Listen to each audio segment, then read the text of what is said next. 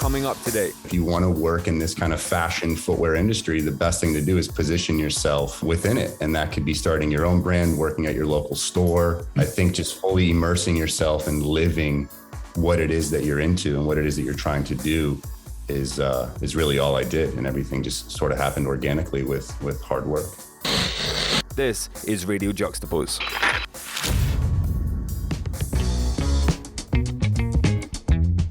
Thanks for joining us here again at Radio Juxtapoz. Today we're taking a slightly different tack to previous episodes as we join Vans to bring you behind the curtains insight into working with one of the world's leading lifestyle brands.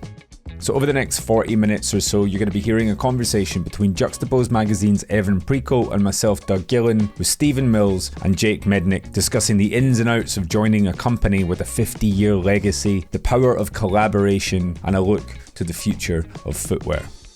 To get us going, here's the lads themselves. My name is Stephen Mills. Everybody calls me Millsy, so that's kind of what people know me as. I've been at Vans going on 22 years, so I've been through a lot of ups and downs with the company. Right now, I'm currently the VP of Vault Footwear and category, and I've been in that role solely for probably about 4 or 5 years now. Prior to that, I did have Vault, but I also had classics and everything else under my belt. So I was kind of a one-man show for a while and with design, and then brought Jake on, which has been like a godsend and a huge, he's really running the category right now, handing off the reins a little bit, if you will. But I've been at Vans for quite some time. It's been a brand that's always been a part of my life as a kid. So I've been in footwear all my life. So I've been pretty fortunate as far as a career goes. No, you've done an interview before. We can tell you passed the baton very nicely. Well, Millsy's the most seasoned, no question.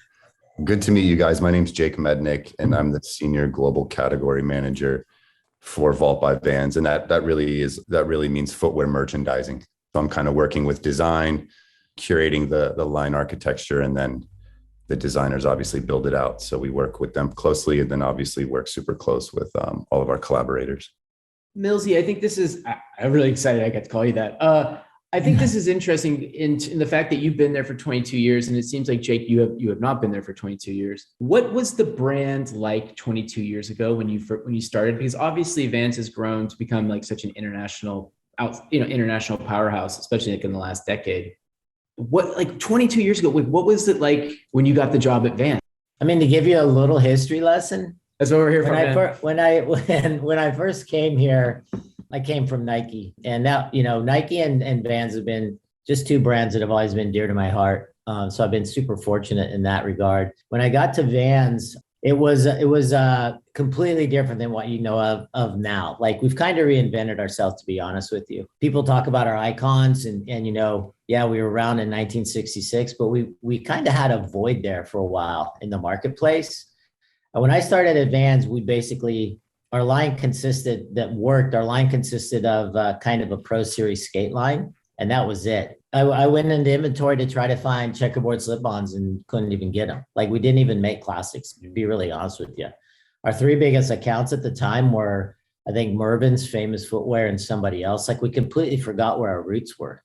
With the luck of the then president, his name was Steve Murray, who is still with VF, by the way, super well-respected strategist, the guy I really respected. We kind of rewrote the business plan and said, let's go back to what people really know us as. And so in that business plan, obviously, is like to revive classics, because at the time, classics was literally non-existent, which is crazy to think about it, because that's all I grew up with. I remember ordering shoes off the back of Skater magazine to get them shipped into me. I couldn't find them anywhere. So the brand at the time was pretty bare-boned in design, pretty bare-boned in development. At the time, I'm not sure we even had an apparel division. And if we did, it was like a spec, and it was like t-shirts, so it's grown considerably. Back then, in all honesty, it was more about a marketing company than a product company. We still were involved in concert series. We're involved in surf programs, surf events, but the product didn't reflect who we were as a brand, the authenticity and all that. So when we actually rewrote this business plan and started to really concentrating on the classics part of our business, we grew exponentially. I mean, I've been in footwear long enough to know that a lot of times it's trend and it's ebbs and flows. Like, but the amount of growth that we had and the wave that we rode for as long as we've ridden it has been unprecedented in footwear, in my opinion. We just continue to grow, and we're not really changing a lot about what we've done and where our foundation is really built. So it's been an incredible ride for me. And the fact that Vault was a part of that business plan, not really as a business, but more as a marketing piece. Like, the whole sneaker thing in the late 90s, late 2000s is really starting to just super explode. And we weren't even part of that. And I was like, we can come at this from a different lens. We're not balls, we're not bats, but we are skateboarding and surfing. And our four pillars with creativity and artists and music and all that, we can come at this from a different lens and authentically than any other brand could do it. And so, internally, I'm not going to lie to you, it was a struggle because people thought I was crazy. But the first season we dropped Vault, it was nothing nuts. It was like a dozen shoes just made out of Italian leather and some really nice colors. And all the accounts that we were going after at the pinnacle level at that time, they just like, yes, something fresh, something new, something different. And it just kind of took off, but it really wasn't, honestly, we didn't look at it as a real business until like 5 or 6 years later. What is Vault by Vans, and how does that differ from Vans? I think Vault by Vans I think it does address a different consumer. I think it's something that brings a little bit more aspiration to the brand than where we've been in the past. It allows us through price points and constructions and pushing the limits on getting outside of our original box to really kind of have some more creative freedom. It's interesting to me, being here as long as I have, the amount of people that I've always respected and continue to respect in the industry that have some way, shape, or form in their history Vans has always been a part of their lives. Like some of the people I've worn Vans, it's mind-blowing to find out who really touches this brand. So I think Vault allows us the opportunity to kind of take some of the handcuffs off, if you will. Price points aren't as restrictive, so it allows us more creative freedom in regards to materials, construction, et cetera, as well as, when working with collaborators, and maybe Jake can elaborate on this a little bit, it kind of allows us to bring a point of view outside the brand of people that understand us, but to infuse their DNA to make it kind of something special and different. But you keep going back to the idea of the classics. I want to know, like, internally, or even when you started, like, what is the stereotypical classic Vans silhouette? Within this, we have what we call 5 icons.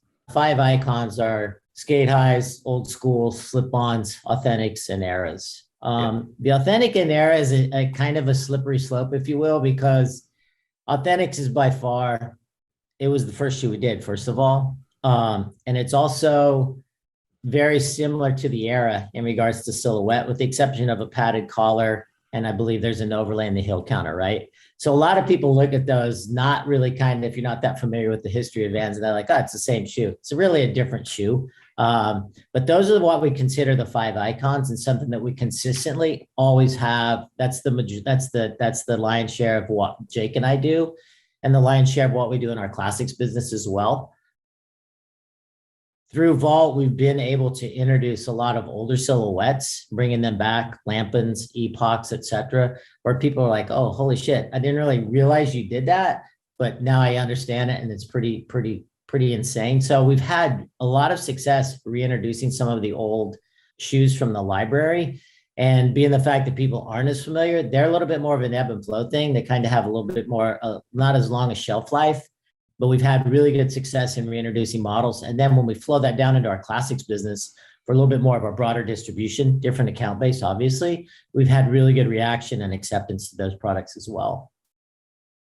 Jake, when you start at Vans, do they give you like a pamphlet, like, here's the history, and you need to follow these pillars of like what I mean, like, what I'm curious, because like you guys have like the kind of job that so many kids coming out of, whatever design or fashion world would love to have, but you're also working within a brand structure in a brand that's kind of been around for a long time, has guys icons. Like, do you get like the history? Do you get like here's the pamphlet, follow the rules a little bit? Or is it kind of a little bit more like, this is what we've done, this is what we do, but let's open the palette a little bit?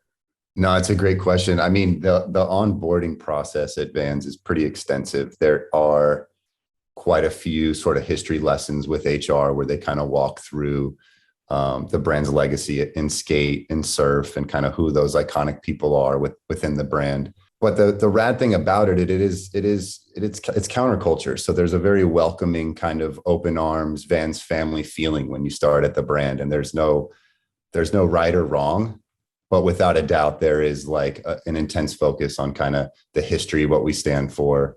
I think most people when they start, to Millsy's point, may not know the difference between the authentic and the era, but quickly working in product, you really kind of get a grasp on things for sure. I'd ask you, Millsy, but I think after 22 years being in Vans, I think that route might be slightly different. But for you, Jake, what was your path into Vans? Like, is it straight out of college? For sure. So extensive background in skateboarding. Started skating in the early mid 90s. And right at, the age of 8th grade, I started working at my local skate shop in a small town in Central Florida, actually. I never went to college, to keep it real. And I worked at the skate shop through high school. And then once I finished high school, I made the move west. I continued to work retail in skate and surf. And shortly after that, I got a job working with a skateboard brand called DGK out of a bigger manufacturer, the KO Corp. And I was at KO with Stevie Williams and Troy and a phenomenal team for about 11 years. And that's where I really sort of built my resume in this industry. And at KO, I did sales. So I ran the entire East Coast from Florida up to Maine and as far west as Texas. So I managed like 300 skate shops, calling on them, selling them boards, wheels, apparel, the whole nine. Once that journey ended, I landed at Converse and I did a similar role where I was doing sales for the Southeast back in Florida, between Atlanta and Central Florida, and just seeing all of the Converse footwear accounts. And at that time, this was 2015 to 17, I just saw a massive change from consumerism, D2C business structure versus, wholesale accounts. And I thought, man, the days of being a sales rep with an extensive list of accounts and selling them products is really kind of coming to an end.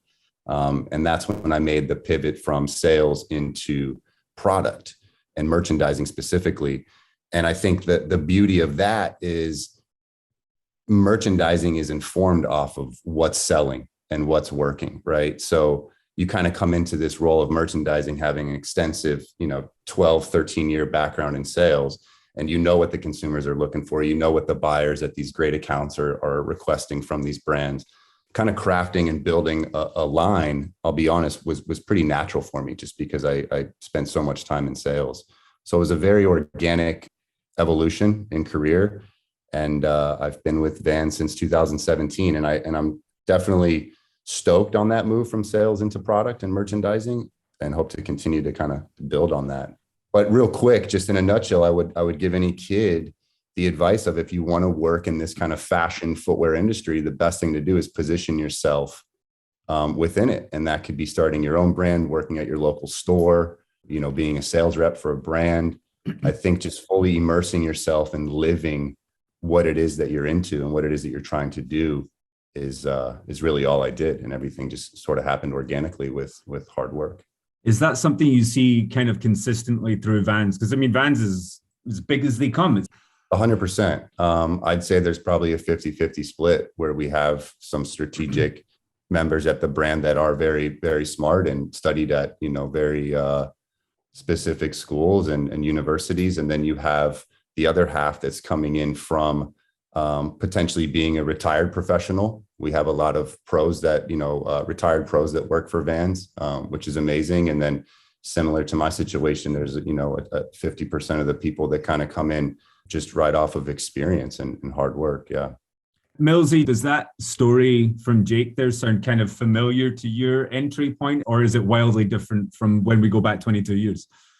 A little bit different, but kind of the same. I will add to just what Jake said.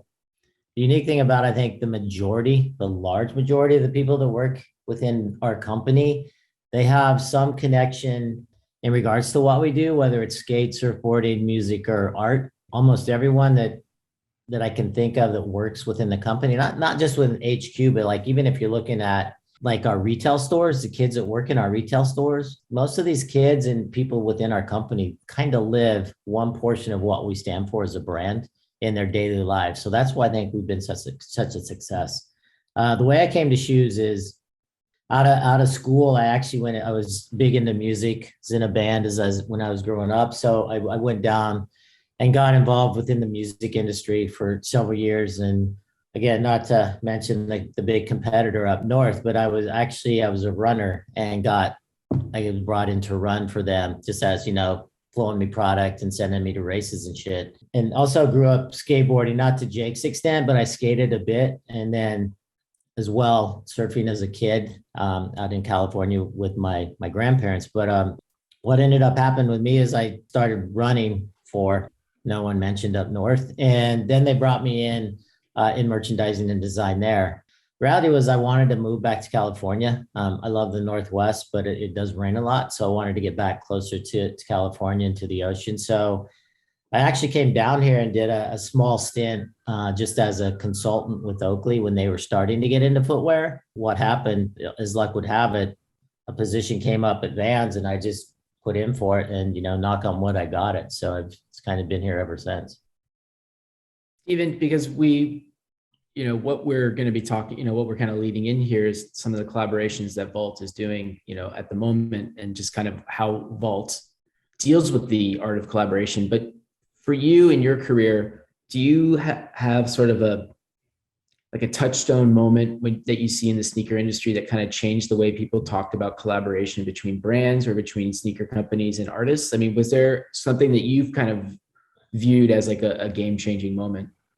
Honestly, I mean, when I was first into sneakers, I mean, all the stuff that I was trying to get into my quiver it's just inline stuff, but it was Jordans and stuff like that. I've always been, I mean, my go-to for Vans from the time I was a kid, first shoe I ever ordered was a skate high. That's my shoe. Kind of the aha moment on the collaboration piece was when we actually decided to put Vault into our assortment mix. Ironically, I don't know if you guys, not to age myself, but I will right now. I don't know if you guys remember a fashion designer named Rebecca Taylor out of New York City, but she reached out to us because she was really into Van slip-ons. And shortly after that, Paul Frank here in California, which was a pretty significant lifestyle brand when they started out. Paul was a big Vans guy as well. And that also led to Luella Bartley. I don't know if you guys remember Luella out of the UK, but she was a skateboard kid. Her husband was a skateboard kid. So that was kind of the aha moment when I was like, actually, we can play in this marketplace from a Vans perspective. But there wasn't really a drop the mic moment for me with sneakers. I just always loved shoes. I grew up in a small town and I remember trying to play hoop. I would wear One Stars that were 3 sizes too big because they didn't make my size, but I didn't really care. I mean, it's just I was that kind of a shoe dork, to be honest with you. Does Vault sometimes come from a place that when you guys kind of are approaching projects with Vault in particular, you're thinking about how you guys have these iconic silhouettes, but you're kind of thinking about that kid who's trying to make it a little bit more unique or trying to stand out as opposed to maybe the stuff that's in-house?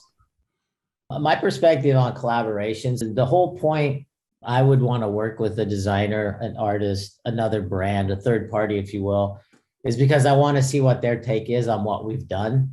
A lot of times, if we try to flip something, if it goes too far outside the box, consumers might look at it and be like, what the fuck are you thinking?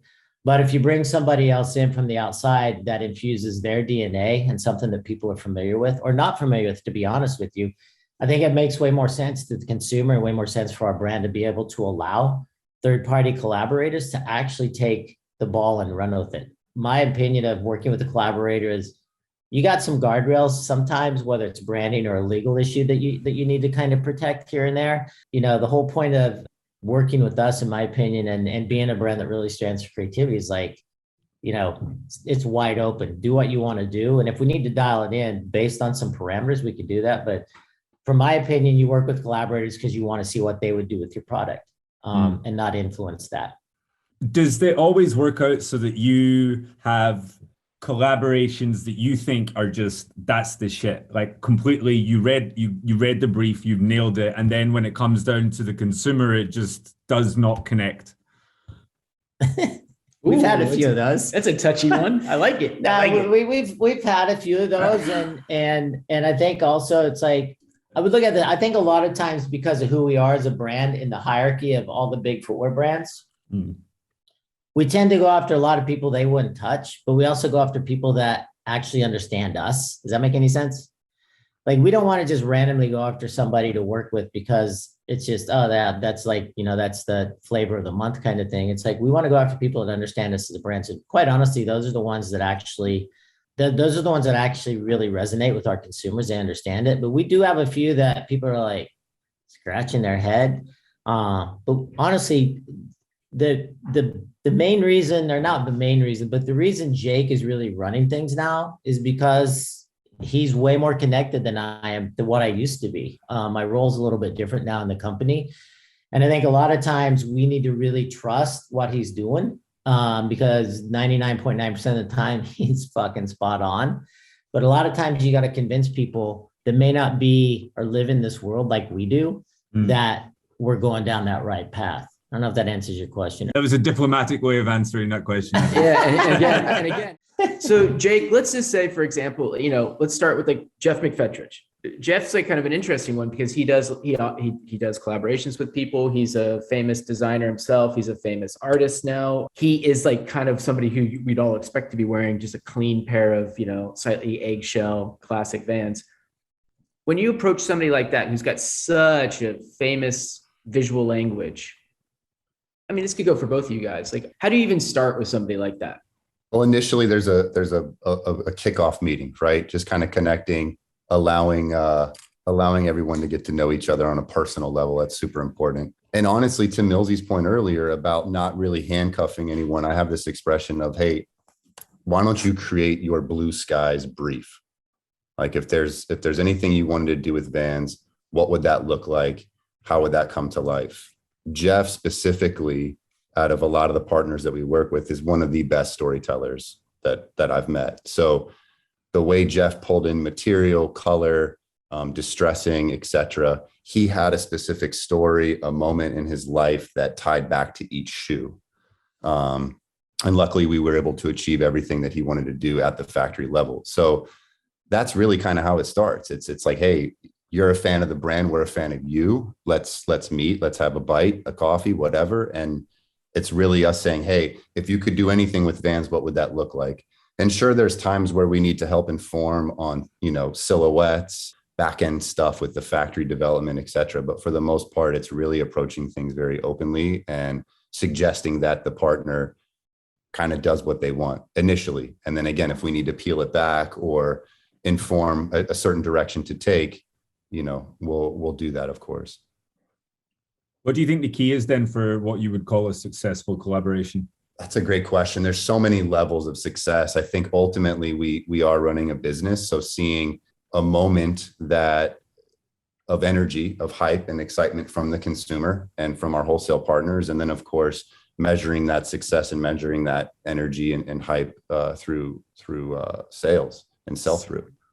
But like you guys know, like when you are going to do a collaboration with, like when you did the collaboration years ago with Takashi Murakami, like you got, like that was going to be a banger because it's like, you just kind of know he's famous, he's really famous, and like what his approach and there's just a lot comes with that. A lot of marketing comes with that. But if you're kind of collaborating, you guys also collaborate with kind of smaller brands. So you guys are willing to take some financial risks on some of these collaborations as well, not just. I would even call it a smaller win that's very niche or esoteric to a certain brand pillar that we're attaching the story to, right? So our pillars are action sports, art, music, and street culture. So when we go after work with a brand like Leica, we're really kind of addressing that art pillar through the lens of photography. And not everyone's a photographer.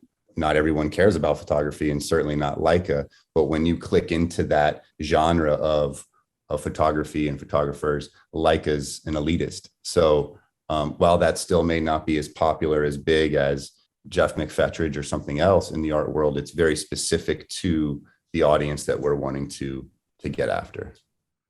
And Steven, was that the initial kind of like when you guys decided to start Vault, was that kind of, I mean, that must have been why, because you were like, let's see what happens when we almost tell our brand story through other people's experiences with our brand. Yeah, that was definitely part of it. And at the time when we did start Vault, we kind of used, as I said earlier, we used it as a marketing vehicle. We needed to create some more aspiration around that. And while we had initial success out of the box with inline programs, once we started reaching outside to third-party people and people that understood the brand or were familiar with the brand and kind of had that in their life, it kind of took off from there.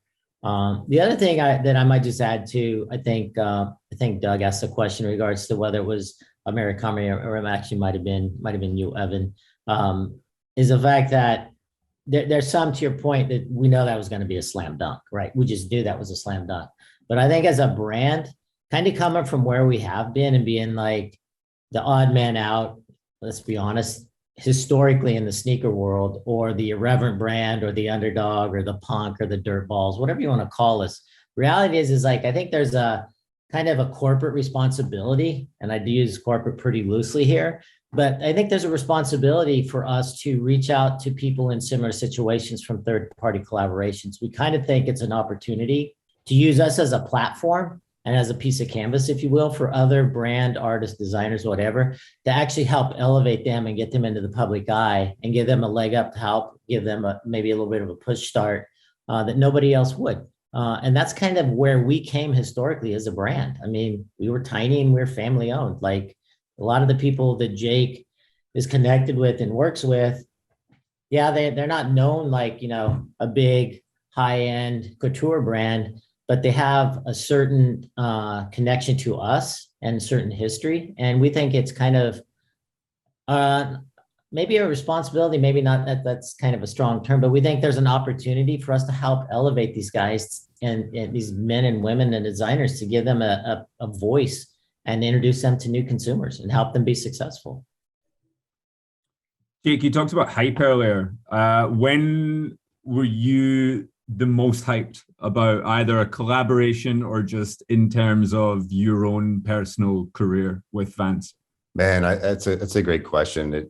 It often happens. I think from a program we did inline recently with Vibram, we put the Authentic and the Skate High on a platform, and it was just something that, you know, was different and kind of outside of the box. And we were working with a third party with Vibram on the tooling, and there was a bit of internal finessing that we needed to do to even allow that to happen. And so when you see that come to life, it was exciting. Every collaboration we work with is truly exciting once launch comes, because you put so much time into it. A lot of these programs take 18 to 24 months to develop, and some longer. So once something starts getting teased or posted on Instagram, there's a feeling of excitement and happiness to see it all kind of come to life. And to Millsy's point, a lot of the times we are acting as a platform for these smaller brands, or as I said earlier, these kind of more niche, esoteric creatives to come to life. So you're almost excited for them as well, just to kind of give them that shine and that push. Can I ask the same question to you, Millsy? I mean, personal career highlight, I mean, there's a lot of them, to be honest with you. I mean, one of the things that I think, you know, we talked about earlier when somebody referenced Jeff is, a lot of the people we work with are actually super good friends of ours. You know what I mean? Like, I've known Jeff for 20 some years. He's always been kind of historically associated with our brand and done a lot for us. So a lot of the people I work with, it's just an opportunity to work with, you know, super fucking rad people. But I mean, Murakami, who I've actually become pretty close to, was a super interesting collaboration at a completely whole new level for us. That was a highlight. Another one, I don't know if you guys remember it, was when we did the anniversary collaboration with The Simpsons.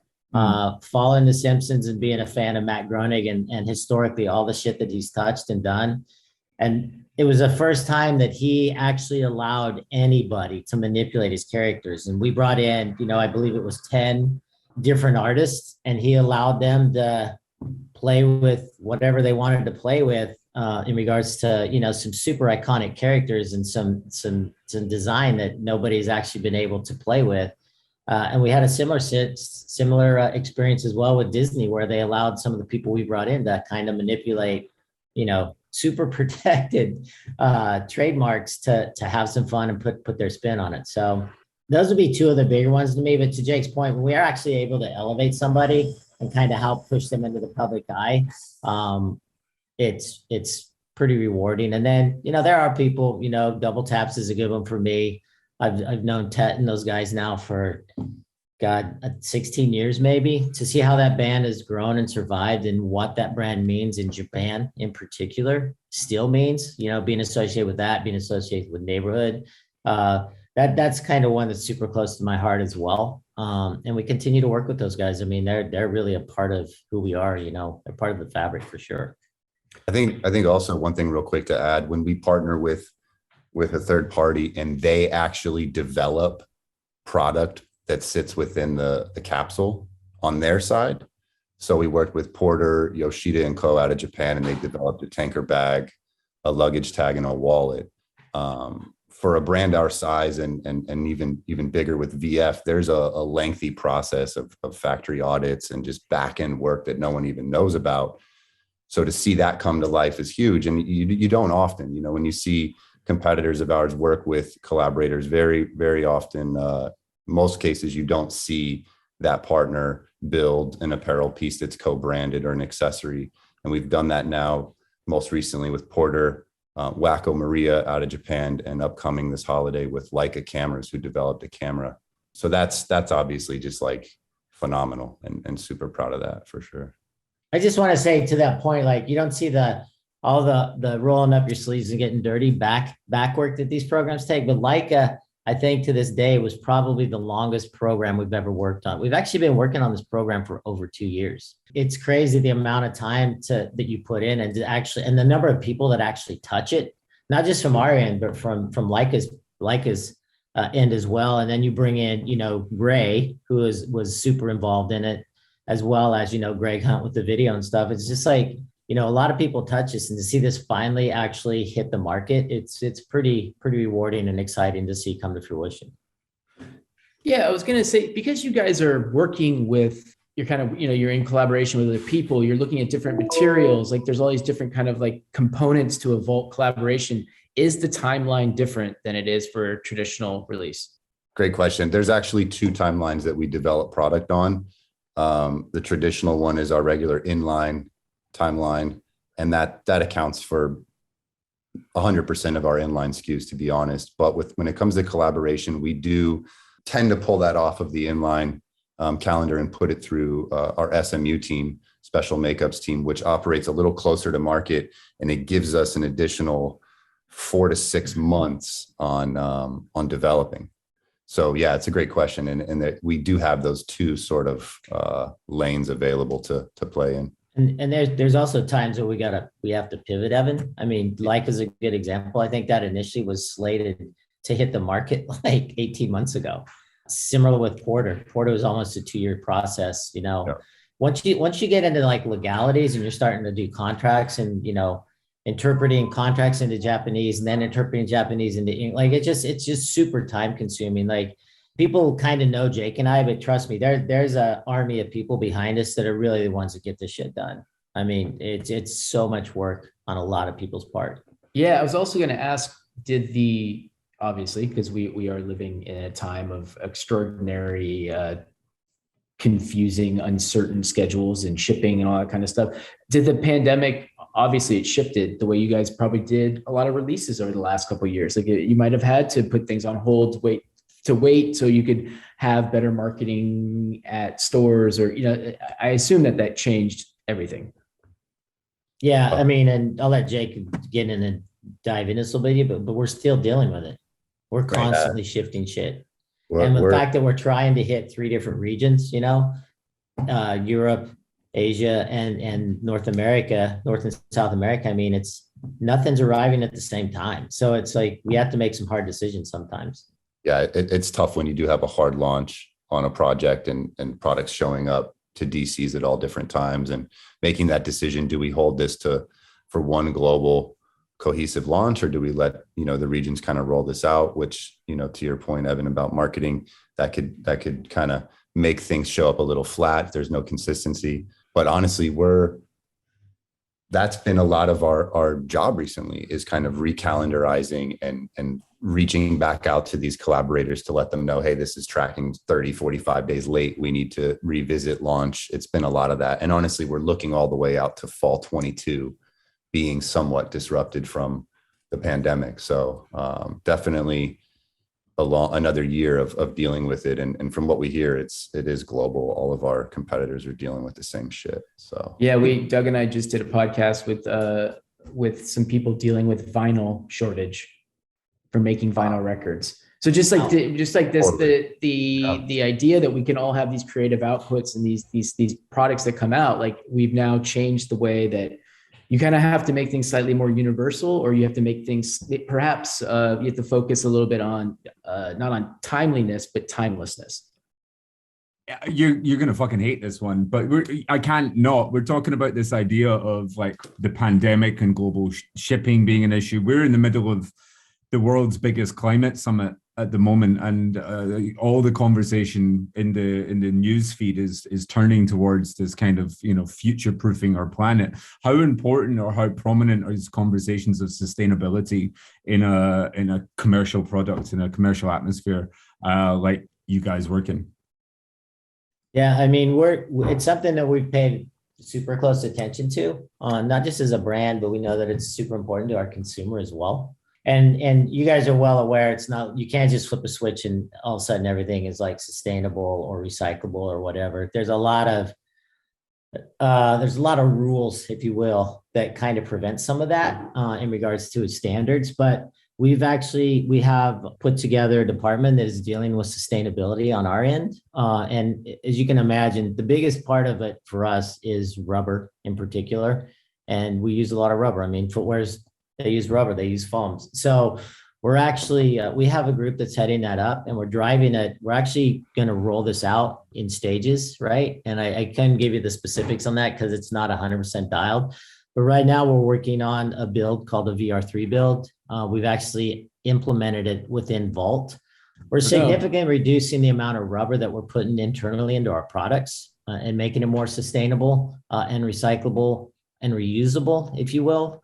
But we're rolling it out in a small way within Vault, but we're really using our platform of Surf at the moment to really roll this program out.